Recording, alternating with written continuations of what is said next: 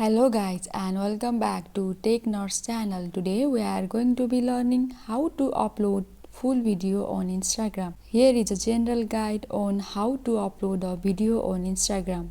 First of all, open the Instagram app. In home feed, tap on plus icon at the bottom center of the screen to create a new post. Choose the video you want to upload from your phone gallery and tap on next. Instagram allows you to trim your video within the app. If your video is longer than 60 seconds, you may need to trim it to fit the tap on edit video in the bottom left corner of the screen. Instagram provides various filters and editing options for your video. You can apply filters or make other adjustments before proceeding. Tap on done. After that, tap on arrow icon. Add a caption and any other desired information to your post. You can tag people in your video and add a location if applicable. Tap on tick mark in the top right corner of the screen. Once you have made all the desired adjustment, tap on the share button to post your video. That's it guys. I hope this video was helpful for you. Please like and subscribe the channel and also don't forget to press the bell icon. Thank you.